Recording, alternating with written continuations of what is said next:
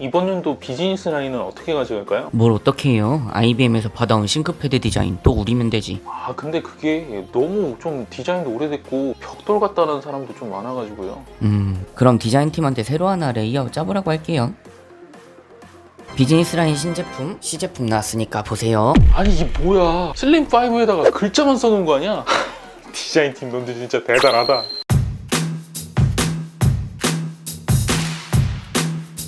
안녕하세요 여러분들, 티라노입니다. 여러분들은요 레노버의 저전력 가성비 노트북 뭐가 생각나시나요? 제 개인적인 생각으로는요, 첫 번째로는 아이디어 패드 슬림 시리즈가 좀 생각이 나고, 두 번째로는요 최근에 몸값을 좀 낮추면서 가성비로 좀 탈바꿈을 하고 있는 싱크패드의 E 라인업 혹은 L 라인업 정도가 생각이 납니다. 그런데요, 이전에는 뭐랄까 아이디어 패드가 무조건 싱크패드보다는 하위 라인업이다 이런 느낌이 딱 들었었는데, 최근에는요 이 구분이 아주 애매합니다. 그만큼 겹치는 영역대의 제품들이 굉장히 많이 쏟아져 나오고 있는데요, 얼마 전에는요, 얼마 전이 아니네요, 벌써 1년 정도 지났는데 아이스레이크를 탑재한 인텔 계열 보급형 라인은 하나가 추가로 더 늘었거든요. 그게 바로 싱크북이라는 라인업입니다. 그래서 오늘은 싱크북 2세대, 새로운 인텔 11세대 타이거 레이크를 탑재한 싱크북 14 ITL 20VA라는 제품에 대해서 알아보겠습니다. 레노버에서는요 요걸 비즈니스 노트북으로 분류를 하고 있기 때문에 정확히 보면은 싱크패드에서 파생된 제품이라고 보시는 게 맞긴 한데요, 제가 또 요거를 경험을 해봤을 때는 여러 가지 면에서 또 슬림 시리즈의 느낌도 나는 아주 독특한 포지션의 제품이다 이런 생각이 좀 들었거든요. 그런데 이 제품 같은 경우에는 제가 저번에 성능과 퍼포먼스 관련돼서는 미리 한번 다뤄드린 적이 있으니까요, 여기를 참고를 하시면 될 것 같고요. 오늘은 성능 이외의 부분만 다뤄보도록 하겠습니다. 자, 여러분들 준비되셨나요? 바로 시작합니다. 박싱 상태는 전형적인 아이디어 패드를 보는 느낌으로 구성이 되어 있습니다. 다소 허접해 보이는 슬림한 본체 패키징이 눈에 띄고요. 이렇게 열어봤을 때 본체도 부직포라든지 이런 거 감싸는 거 없이 바로 비닐에 스펀지로 충격 방지 장치를 해놓았습니다. 몇 가지 설명서들이 좀 들어있고요. 분리형 타입의 접직 파워 케이블과 65W짜리 어댑터가 동봉이 되어 있습니다. 어댑터에서 좀 특이점이라고 한다면요, 본체와의 연결점이 원래 레노버 의 이런 네모난 방식 혹은 이렇게 동그란 방식을 쓴 게 아니고요, C타입 모양의 커넥터를 채용을 하고 있다는 점이 조금 특이하다라면 특이한 부분일 수 있을 것 같아요. 그리고 본체를 꺼내주시면요, 조금은 독특하죠? 투톤 느낌의 본체가 나옵니다. 상판 하판은 알루미늄 소재로 만들어져 있고요, 팜레스트 부분과 모니터면은 플라스틱으로 처리가 되어 있어요. 약간 각진 모양으로 설계가 되어 있는데요, 뭐랄까 디자인적으로만 봤을 때는 싱크패드보다는 확실히 아이디어 패드 시리즈와 비슷한 갈래의 디자인을 채용을 하고 있다는 생각이 좀 들고요. 특히 이 싱크북이라는 프린팅 글자만 빼면은 슬림5와 매우 유사한 느낌을 주는 제품입니다. 슬림 시리즈인 슬림3랑 슬림5 같은 경우에도요, 여기 우측 하단에 박혀있는 레노버 배지가 똑같이 박혀있죠. 요거까지 비슷한 모양새를 가지고 있어요. 그렇기 때문인지는 모르겠는데요, 뭔가 차별점을 주기 위해서 싱크북이라는 글자를 넣은 거는 충분히 이해가 됩니다. 하지만 요거를 전적으로 제 관점에서 봤을 때는 투톤 요 배치랑 요 싱크북이라는 마킹이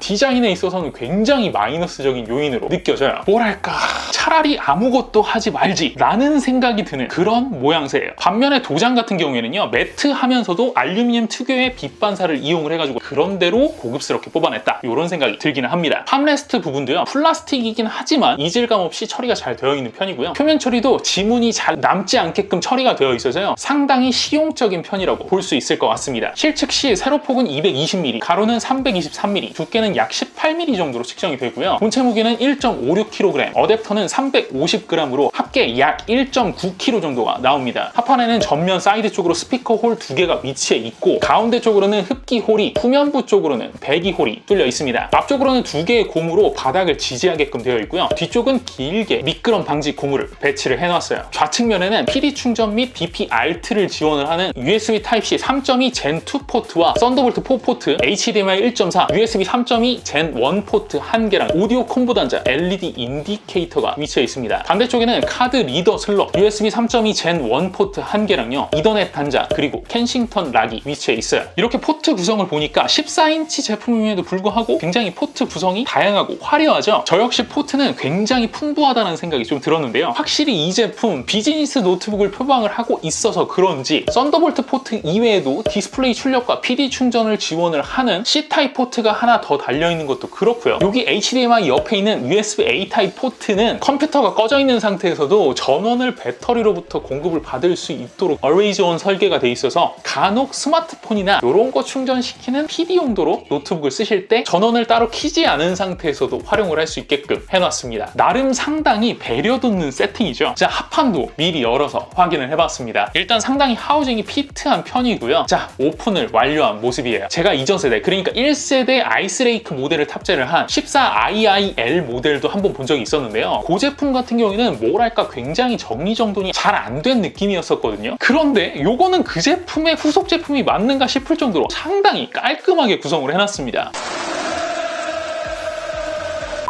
지금 보시면 좌우측 포트들에 전부 메탈로 지지대를 넣어서 보강 작업도 한 번씩 되어 있고요. 2.5인치 확장 슬롯도 가능하도록 구성이 되어 있어요. 이 제품 진짜 생각보다 내구성에 굉장히 많이 신경을 써서 만든 티가 좀 나는 편이고요. 힌지도 합판 스틸 구조물에 볼트질이 한쪽당 3개씩 되어 있잖아요. 거기다 지금 보시는 화면의 힌지 부분에서는요, 비어있는 이 볼트 슬롯에는 마지막에 덮는 합판부터 관통을 해서 볼트가 결착이 되도록 그렇게 되어 있는 건데, 이렇게 되면은 힌지에서 받는 하중의 일부분을 합판까지도 분산시키는 효과가 있습니다. 통신 모듈도 안테나 탈거 현상에 대비해서 깔끔하게 테이핑 처리도 되어 있어요. 다시 봐도 요거는 굉장히 훌륭한 편이죠. 요건요, 제가 간만에 따봉 드리도록 하겠습니다.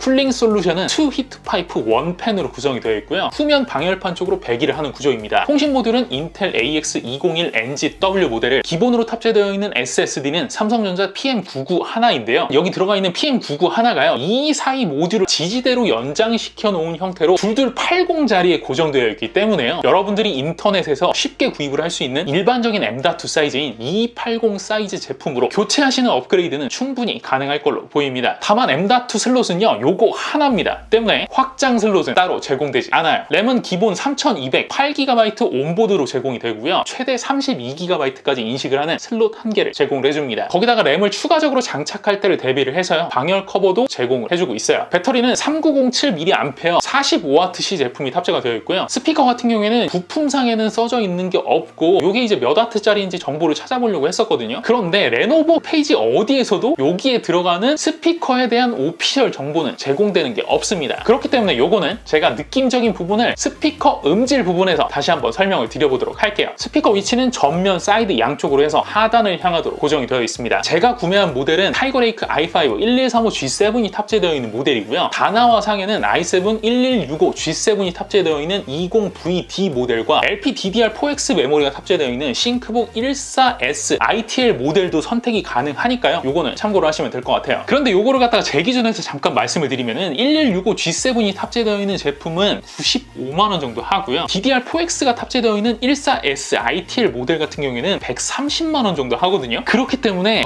뭐랄까, 이 제품 이외에는 사실상 살만한 제품이 없습니다. 제가 솔직하게 얘기하면요, 저 정도 가격대에는 이것보다 살만한 제품들이 꽤 있어요. 여러분들께 이 제품을 지금부터 상세하게 좀 설명을 드려보겠지만, 결론적인 부분만 말씀을 드리자면 굳이 100만 원씩 혹은 130만 원씩 주고 살 정도의 퀄리티는 아니다. 저 개인적으로는 그런 생각이 들어요. 모니터는 14인치 60Hz IPS FHD 모니터가 탑재가 되어 있습니다. 요게 다나와 정보상에는 VA 패널로 체킹이 되어 있는데, 레노버 홈페이지에서 프리오더를 하는 경우에도 패널 종류는 TN 또는 IPS만 선택이 가능하기 때문에 요건 IPS가 맞는 것 같고요. 실제로 제가 보기에도 TN 혹은 VA로 색감을 보기에는 조금 어려운 제품입니다. 확실히 IPS처럼 느껴져요. 색역 측정된 결과값은요, NTSC 기준으로 44%, sRGB 기준으로 63%대로 측정이 되고요. 밝기는 최대 260니트로 측정이 됩니다. 감마값은 2.1로 표준 감마값인 2.2에 비해서 살짝 낮은 편이라서요, 쉽게 말씀드리면 조금은 컨트라스트가 낮게 좀 희멀건하게 표현이 된다, 이렇게 생각을 하시면 될 것 같고, 켈빈 값도 7000K를 상회하는 수준으로 측정이 되기 때문에요, 상대적으로 색온도가 살짝 푸르딩딩하게 표시된다, 이렇게 이해를 하시면 될 것 같습니다. 전체적으로 품질은 이 가격대에 들어가 있는 대부분의 IPS, NTSC 45%급과 유사한 수준의 색역 밸런스와 시야각을 가졌다고 라고 생각을 하시면 될 것 같은데요. 단 레노버 홈페이지를 통해서 주문 생산을 하는 경우에는 IPS 300 니트 이 제품으로 변경 시 sRGB 기준 100% 제품으로 세팅이 되긴 하고 가격적으로도 64,000원 정도밖에 추가가 되진 않아서 이 제품 이제 다른 것들은 다 마음에 드는데 모니터 하나만 조금 마음에 걸린다 이렇게 생각을 하신 분들 같은 경우에는 주문 생산으로 받으시는 것도 나쁘지 않긴 한데 문제는 뭐냐면요. 이 제품 같은 경우에는 타이거 레이크가 탑재가 되어 있잖아요. 르누아르를 탑재한 제품 같은 경우에는 사실상 거의 정가를 다 받아먹기 때문에 오픈마켓에서 판매를 하는 거랑 레노버 홈페이지랑 거의 차이가 없어요, 가격이. 그런데 이 타이거 레이크를 탑재한 제품들 같은 경우에는 오픈마켓에서 구매를 하시는 게 홈페이지에서 구매를 하시는 것보다 훨씬 더 저렴한 편입니다. 또 그런 식으로 구매를 하게 되면 상대적으로 가격적인 메리트가 떨어지게 되잖아요. 그러면은 굳이 이 제품을 구매를 할 필요가 있을까? 라는 정도의 가격이 되기 때문에 저 개인적으로는요, 여기다 그냥 램 한 장 추가를 해가지고 딱 쓰시는 게 가장 가성비가 좋을 것 같습니다. 모니터 각도는 180도까지 열리게 세팅이 되어 있고요. 열었을 때의 모습은 약간 여기 모니터 면에 산마이틱한 요 재질과 여기 있는 이 동그란 키 전체적인 실루엣이 거의 슬림3를 180도 오픈을 했을 때 딱 드는 그 느낌, 그 디자인과 굉장히 유사한 편입니다. 제 생각에는 99% 정도 일치할 것 같기는 해요. 그 밖에 힌지 세팅은 조금 하드한 편인데요. 그렇기 때문에 이렇게 열 때도 혹은 타건 시에도 덜렁덜렁 되는 느낌이 없을 정도로 굉장히 견고하다는 느낌이 좀 들긴 하거든요. 그 느낌이 참 좋긴 한데 이 제품 같은 경우는 이제 레노버에서 대놓고 비즈니스 노트북이라고 얘기를 했잖아요. 그래서인지 이 녀석 광고 페이지 안에서도요, 모니터를 손쉽게 열 수 있게끔 사선으로 핸들 부분이 세팅이 되어 있다, 한 손가락으로도 열 수 있다, 뭐 이렇게 써 있는데 이 광고처럼요, 한 손가락으로는 열리지가 않습니다. 한 손가락으로 열려고 했다가는 지금처럼 밑판이 같이 따라 올라가니까 요건 참고로 하시는 게 좋을 것 같고요. 베젤은 하단 18mm, 상단 12mm, 좌우측 7mm 정도로 측정이 됩니다. 전체적으로 베젤은요, 아이디어 패드 슬림 3 이런에 비해서는 하단 쪽에 이런 베젤들이 조금 슬림하다 이렇게 좀 느껴지긴 하는데 디스플레이로 꽉 찬 느낌 혹은 고급스러운 느낌? 그런 느낌은 좀 받기가 어려운 디스플레이다 이렇게 생각을 하시면 될 것 같습니다. 키보드는 텐키리스 키보드가 들어가 있어요. 레노버 아이디어 패드에 들어가는 딱 그 키보드인데요. 물론 아이디어 패드에 사용되는 키보드들도 사실 동급 가격대 제품에 비해서 굉장히 좋은 편이긴 한데 이 제품 같은 경우에는 어쨌든 대놓고 비즈니스 노트북이라고 표방을 했잖아요. 또 어쨌든 싱크패드에 싱크라는 이름이 붙어 있기 때문에 가장 저렴한 라인의 키보드가 들어가 있는 거는 뭐랄까 조금 아쉽다? 그런 생각이 들었습니다. 그렇다고 여러분들 절대 깔만한 정도의 키보드의 품질은 아닙니다. 예전에 아이디어 패드 리뷰를 하면서도 제가 한번 설명드린 적이 있었는데요. 이 키보드 같은 경우에는 반발력 면에서 좀 경쾌하다 이런 것보다는 조금은 쫀득하다 라는 느낌 정도로 세팅이 되어 있는 편이고요. 키압을 아주 살짝 하드하게 주어가지고 구분감을 유독 도드라지게 느껴지게 만든 세팅이기 때문에요. 요거를 눌러보시고는 어떤 분들 같은 경우에는 조금 딱딱하다 라는 느낌도 받으실 수가 있을 것 같습니다. LED 백라이트는 화이트 색상으로 2단계로 밝기 조절이 가능합니다. 키간 세팅도 뭐 요 정도면 적절한 편이고요. 진짜 레노버 제품들 같은 경우에는 키보드 면에서는 전체적으로 별로 그렇게 깔만한 내용이 없어요.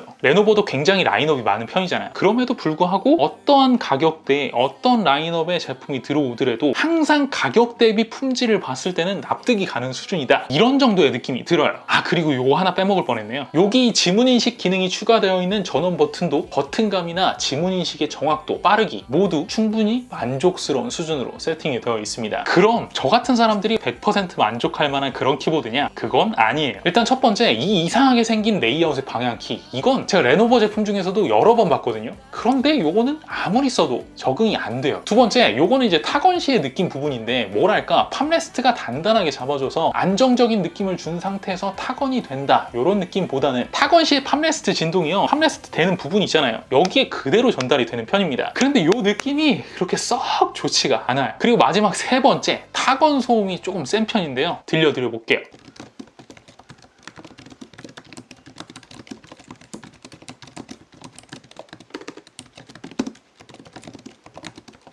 어떻습니까? 굉장히 조용한 환경에서 사용을 하셔야 되는 분들, 그런 분들께는 좀 추천드리기 어려울 정도로 소음이 있는 편이에요. 트랙패드는 유격 없고요. 하판과의 들뜸으로 인한 소음도 없는 편이고요. 슬라이딩 느낌도 그런대로 나쁘지 않고, 여기 보시면 여기 0.5mm에서 1mm 정도 아래쪽으로 레벨을 좀 다운 처리해 놓은 것도 보이시죠? 이게 이제 구분감에 있어서는 상당히 긍정적인 요소로 다가옵니다. 멀티 제스처 기능도 괜찮고, 스페이스바를 기준으로 센터로 잡아놓은 위치적인 이미지 밸런스랑 사이즈 모두 평타 이상의 만족스러운 품질을 보여주는 것 같습니다. 물리적 클릭감 같은 경우에도요, 원래 싸구려 제품들을 쓰다 보면은 어떤 느낌이 드냐면요, 요거를 누를 때 아래쪽에 있는 클릭을 위한 부분을 트랙패드가 휘어지면서 찾아서 클릭을 한다, 이런 느낌이 들거든요. 그런데 이 제품은 그런 거 전혀 없습니다. 그냥 간단하게 말씀드려서요, 요 가격대에 나올 수 있는 가장 최상의 퀄리티의 트랙패드가 들어가 있다 라고 생각을 하시면 될 정도로 굉장히 품질이 좋은 편입니다. 요건요, 제가 따봉 드릴게요. 스피커는 돌비 오디오 스테레오 스피커가 탑재가 되어 있습니다. 제가 요걸 들어본 느낌적인 느낌은요, 예전에 아이디어 패드 슬림 3에 들어가 있었던 1.5W짜리 두 개랑 거의 비슷한 품질인 것 같은데요. 여러분들께도 한번 들려드려 보도록 하겠습니다.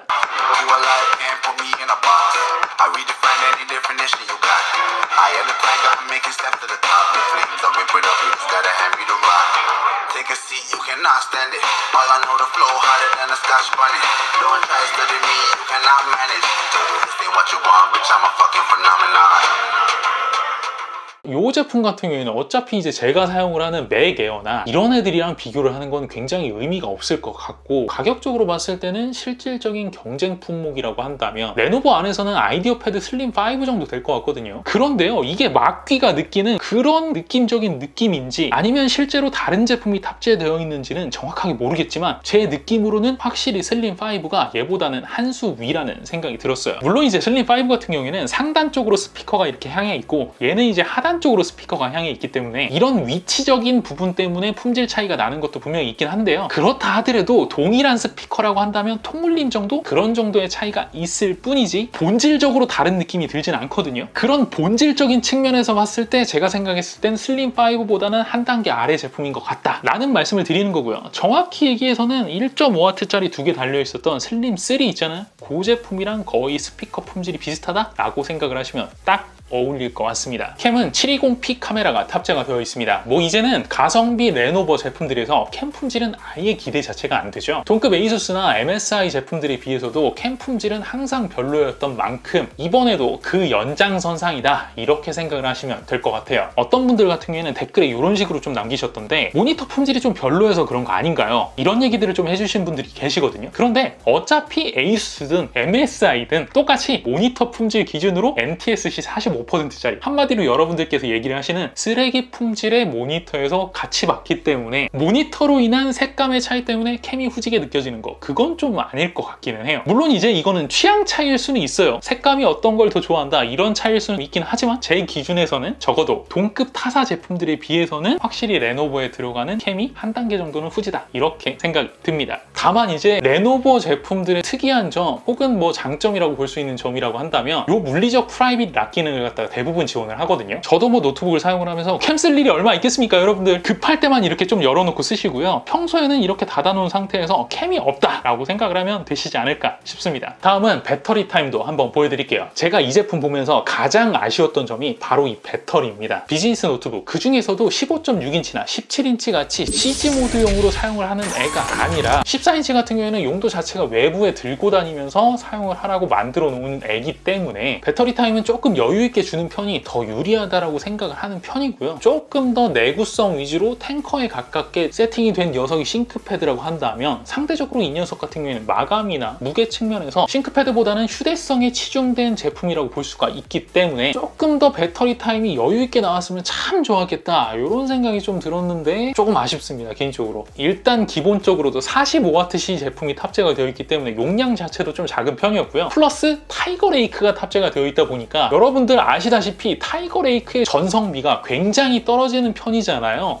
그렇기 때문에 그런지 아주 그냥 배터리 타임이 이래도 되나 싶을 정도로 굉장히 짧게 나왔습니다. 일단 모니터가 250 니트인 거를 감안하고 보세요. 모니터 최대 밝기, 바이오스에서 인텔리전트 쿨링 상태로 두고, 윈도우상에서는 향상된 배터리 모드 기준으로 99%에서 약 5% 정도 돼서 꺼지기 직전까지 유튜브 FHD 영상 1개 플레이 시 약 4시간 16분 정도를 버텨줍니다. 굉장히 짧은 편이죠. 이 제품에 들어간 배터리가 45W짜리잖아요. 그런데 이 45W 정도 들어간 타사 동급 CPU인 라이젠 4500U를 탑재한 제품들 같은 경우에는 약 6시간 정도를 버티기 때문에요. 그 기준으로 본다면 모니터 크기는 뭐 제외를 하고 나서도 한 30%가량 더 떨어진다라고 봐야 되는 건데, 야, 이건 뭐 제 기준에서 봤을 땐 굉장히 아쉽다, 이렇게밖에 평가를 할 수가 없을 것 같아요. 그런데 뭐 이걸 갖다가 레노버에서 어찌 할 수도 없는 거잖아요. 어차피 CPU에서 처묵처묵 하는 거지, 레노버에서 뭐 전력을 더 먹도록 세팅을 해놓은 건 아니기 때문에 충분히 이해가 되는 부분이긴 하긴 한데, 그래도 아쉬운 건 어쩔 수 없을 것 같습니다. 자, 마지막으로 소음이랑 온도도 한번 평가를 해드릴게요. 이 제품은 처음에 제가 구매를 했을 당시만 해도요, 바이오스 상에서는 전원 옵션을 퍼포먼스 모드, 인텔리전트 쿨링, 배터리 세이브 뭐 이런 식으로 세팅이 가능하긴 했는데, 윈도우를 부팅을 하잖아요. 그러면 레노버 벤티지에서는 해당 메뉴가 활성화가 안 됐었어요. 그런데 이게 이제 얼마 전에 바이오스 업데이트가 된 이후부터는 레노버 벤티지 상에서도 이게 조절이 가능합니다. 다행인 점이라고 한다면 퍼포먼스 기준으로 설정을 해놓으신다라고 하더라도요, 타이거레이크 사용자들이 그렇게 중요하게 생각을 하는 28W까지 전력 제한을 세팅을 해주는 구성이고요. 하나 조금 의문점인 거는 이게 이 제품의 세팅인 건지 아니면 레노버의 전체적인 세팅인지는 잘 모르겠지만, 제가 저번에 타이거레이크를 설명을 드릴 때 한번 말씀을 드린 적이 있었는데, 타이거레이크는 온도적인 여유가 있을 때 한 40W씩 쭉 전력을 끌어다 쓰면서 퍼포먼스를 향상을 시킨다고 말씀을 드렸었잖아요. 그 다음에 이제 온도가 쭉 따라 올라가게 되면은 그거에 맞춰서 전력 제한을 걸어서 내린다, 이렇게 설명을 드렸었는데요. 이 제품 같은 경우에는 그 펌핑 되는 시간, 그걸 갖다가 굉장히 타이트하게 조금 잡아놓은 편입니다. 한마디로 빨리 28W까지 내려가서 고정이 돼서 안정적으로 온도를 뽑아주게끔 세팅이 되어 있는 제품이다, 이렇게 생각을 하시면 될 것 같고요. 때문에 온도적인 측면에서는 상당히 관리가 잘 되는 편이에요. 피크치는 90도 이상으로 올라가는 경우가 많긴 한데, 전력 제한이 걸린 이후로는요, 뭐 70도에서 80도로 왔다 갔다 하기 때문에 유지 온도 기준으로는 꽤나 안정적인 편이라고 말씀을 드릴 수가 있을 것 같아요. 소음적인 면에서도요, 트위트 파이프 원팬이긴 하지만 플로드시의 원팬 블로어 뿜어내는 풍량을 봤을 때는 팬 퀄리티도 완전 싸구려틱한 제품을 넣은 게 아니고, 그나마 그거보다는 조금 나은, 상당히 좀 신경 쓴 모양새가 느껴지는 그런 편이고요. 물론 굉장히 상위 라인업에 들어가는 쿨러, 그런 제품이 들어갔다라고 보기에는 조금은 떨어지는 소음의 질적인 부분을 보여주긴 하지만요, 적어도 슬림 3 제품이라든지 한성 뭐 5450UC 이런 데에 들어가는 약간 소음의 질이 좋지 않은 그런 팬의 퀄리티는 아니다. 그러니까 정리를 하자면, 완전 뭐 좋은 제품은 아니긴 하지만 완전 쓰레기 제품의 팬이 들어간 것도 아닌 적정한 수준의 팬이 들어갔다, 이렇게 생각을 하시면 될 것 같아요. 전체적으로 소음 수준을 봤을 때 게임을 돌릴 때를 제외를 하면은 40dB 정도에서 최대 47, 48dB 정도로 소음은 측정이 되는 편이고요. 40dB 근처일 때는 소음이 거의 들리지 않을 정도로 팬 퀄리티가 뭐 그런 정도로 평타는 치는 편이다, 이렇게 평가가 가능합니다. 하나 더, 혹시나 이 영상을 보시고 이 제품을 구매를 하실 분들도 있을 것 같아서 제가 몇 가지 좀 안내를 드릴게요. 첫 번째는요, 이 제품 바이오스 진입이요, 다른 레노버 제품들과 달리 FM 플러스 F2키로 들어가는 게 아닙니다. F1키로 들어가셔야 되고요. 그리고 두 번째, 인텔이 11세대에 들어오면서 인텔 볼륨 매니지먼트 디바이스, 요 기술을 활성화시키면서 스토리지의 전력 소비 효율과 데이터 처리 능력을 펌핑을 시켰거든요. 그런데 그게 이 제품에서는 그 설정이 바이오스 디폴트 값에서 이네이블드로 설정이 되어 있거든요. 근데 하필이면 이게 윈도우 10에 드라이버가 이미 잡혀져 있는 내용이면 상관이 없는데, 이게 비교적 최근에 만든 윈도우 10 USB에도요, 드라이버가 들어가 있질 않아요. 때문에 이 제품에다가 윈도우를 갖다 깔기 위해서 USB를 딱 끼시고 부팅을 딱 시켰을 때 여기에 SSD 드라이버가 안 잡혀요. 이 문제를 해결하기 위해서는요, 두 가지 중에 하나를 여러분들께서 해주셔야 되는데요, 그거를 지금부터 간단하게 알려드릴게요. 첫 번째는 본인의 USB에 IRST 드라이버, 요거를 미리 넣어주시고 설치 시 이걸 먼저 드라이버 로드를 해주신 다음에 드라이버를 인식을 시키시고 설치를 진행을 하는 방법이에요. 왜요? 어려우신가요? 그렇죠? 제가 어려울 것 같았어요. 그러면 두 번째 방법을 알려드릴게요. 그럼 두 번째는 뭐냐, 처음 설치를 하실 때 F1 키를 이용을 해서 바이오스를 진입을 하신 다음에요, 메뉴를 좀 찾아보시면은 인텔 VMD 이런 식으로 기능이 나와 있거든요. 디스에이블드로 변경을 하신 다음에 저장을 하고 나오셔서 설치를 진행을 하시면 되는 방법입니다. 어때요? 참 쉽죠? 어차피 이 VMD 기능을 킨다라고 해서 어마어마하게 뭐 전력 소모가 감소를 해가지고 뭐 배터리가 굉장히 오래 간다든지 처리 능력이 굉장히 빨라져서 여러분들께서 확 체감이 된다든지 이런 거 없습니다. 그러니까 그냥 이렇게 바이오스 간단하게 만지시고 진입하셔가지고 윈도우를 설치를 하시는 게 더 좋은 방법이지 않을까 생각을 해봅니다. 자, 어떻게 보셨나요? 오늘은 타이거레이크가 탑재되어 있는 레노버의 비즈니스 노트북 싱크북 2세대 14ITL20VA라는 제품에 대해서 한번 알아봤습니다. 전체적으로 마감도 굉장히 훌륭한 편이고 내부적으로도 상당히 고민한 흔적이 엿보이는 내구성 위주의 스탯 또 그렇고요. 게다가 비즈니스 노트북다운 화려한 포트 구성과 디테일한 포트 세팅을 통해서 사용자 편의성을 꽤나 세심하게 고려한 그런 제품이 아니었나라는 생각을 해보는데요. 하지만 개인적으로 봤을 때는 여기에 들어가 있는 CPU 때문에 어쩔 수 없었던 배터리 타임을 좀 제외를 하더라도요, 디스플레이, 사운드 같은 경우에는 저가형 제품의 한계치를 좀 넘어서지 못한 편이었고, 특히나 캠 같은 경우에는요, 저가형 레노버 제품을 구매를 해서 사용을 한다, 이런 분들에게는 어쩔 수 없이 감수해야 되는 부분, 이렇게 좀 이미지가 굳어지고 있는 것 같아서 요거는 조금 개인적으로 아쉽다, 이렇게 평가가 되는 그런 제품이 아니었나 싶습니다. 자, 그러면은 이 제품은 이제 어떤 분께 어울리는지 한번 그거를 정리를 해드려 볼게요. 첫째, 암드보다는 인텔을 좀 더 선호한다, 요 조건을 만족하시는 상태에서요. 둘째, 무조건 용도는 간단한 사무용, 그리고 간혹 저사양 게임을 돌리는 정도, 그런 정도의 용도를 가졌으며, 셋째, 발열로 인한 퍼포먼스 다운을 원치 않으시며, 넷째, 램은 8기가가 아닌 16기가 듀얼 채널 이상으로 하시고 싶으신 분들, 이런 분들께서 구매를 하실 수 있는 가장 저렴한 노트북이다, 이렇게 생각을 하시면 되겠습니다. 어때요? 이해되시죠? 시간이 자꾸 길어져서 요거를 갖다 전부 다 설명을 드릴 수는 없긴 한데 간단하게만 설명을 드려볼게요. 제가 예전에 타이거 레이크는 램 한 장으로 쓰시면 안 됩니다, 무조건 듀얼 채널로 구성을 하셔야 됩니다, 이렇게 설명을 드렸었잖아요. 그렇기 때문에 그 기준으로 봤을 때 1135G7을 낮은 가격 순으로 정렬을 하잖아요. 그러면은 대부분의 제품의 램이 4+4로 구성이 되어 있어요. 그 중에서 대부분의 제품들이 4GB는 온보드, 4GB는 슬롯 형태로 제공이 되고 있거든요. 즉 온보드에 8GB를 주고 슬롯을 따로 주는 저렴이 제품들이 흔치 않은 편이라고 말씀을 드리는 거고요. 거기다 플러스 메탈 바디에다가 썬더볼트 4 단자까지 지원이 되는 거, 이 제품이